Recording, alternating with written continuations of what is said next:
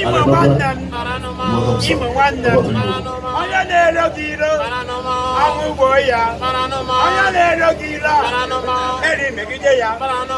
Hello. Also, na ngwa Chineke akpọ n'ọkụ. Legolo ji aha ma agụ dị ndị mmụọ ụfọdụ ọnụ. Na-arapata onye ka ihe lega ọnwụ na-ego maka ara nọ nke ọnụ. Ara nọ nke ọnụ mekwa onye ka onye nwanyị nọnyere ụnụ. Ị mara na ịbụ ha amụsụ kọọrọ m aka. Ị ga-aka aka ugbo ịwa amụsụ nne m ama m ịwa awụ mgbakọtụkwanye aka ọrụ. Kọrọ m kọta ote m siri hụ gị ịwa amụsụ ọcha. Eziokwu. Onye nwanyị goziere m ụnụ. Ọlụ keleenụ.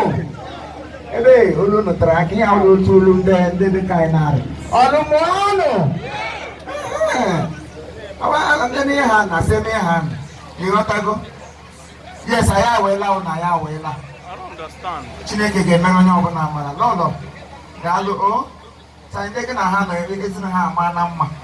Wig unu ka ama na mmiri ezigbo wig. Ọwụdụ mmadụ na ya ga-azụra ya spọnchị bụrụ n'isi aga nwoke. Chineke kpọgbuo onye nwe ọkụ. Dịkwa nwayọ na-achị ọkụ si gị nwụrụ gị n'isi gị bọpụrụ n'abalị. Ọkụ si gị agba gị n'abalị na m gbafuo ga m nọ na ya na-eme. Enweghị m ike ịgba aghara nna m nọọ iwe onye ya onye kamera.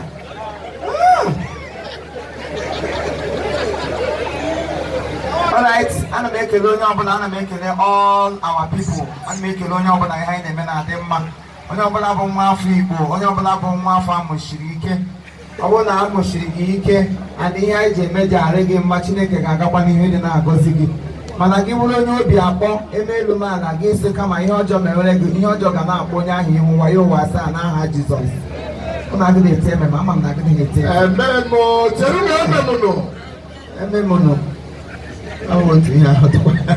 Yes, I am making my senior colleague, Onyenze.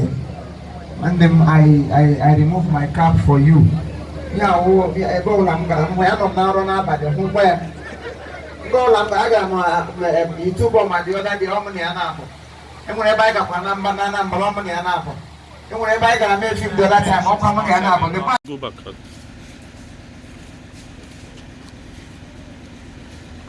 Good morning. Good morning. Good morning. Good morning. Good morning. Oh, what's in those anything? You got America, Tony, or a name, basically, Kamunta. I'm not a no bar. Well, Good morning. good morning. Hi, good morning. Hi, good morning. So, we are so excited this morning. So, we decided to say good morning to all of you, our lovers, our followers, our families, our friends, brothers, and the Yomaina, yes, all our interpose. All our interpose and outer pose. Yes, underneath sign. I don't have interpose. Then outer pose, then they like the bright blue. Then side pose, one the 9 me. Why you then the gentile pose, yeah, wouldn't you know? Oh, yeah, how Gentiles. So we also thank you for watching. So we say that this morning bring favor. Yes. You know, today we'll bring breakthrough, open doors, upliftment, yes, joy, family, gladness, yes, gladness, family, happiness, confidence, family liberation. What about liberation? Liberation and then everybody has been set free by God. okay? Yes, we are all free by God. So we are our family antagonists. Family entanglement. Family anti. Not the car cord. So God bless you for us. We love you all. We love you all. Keep on coming. Keep on following us, and God will continue to follow you in Jesus' name. Amen. Hallelujah.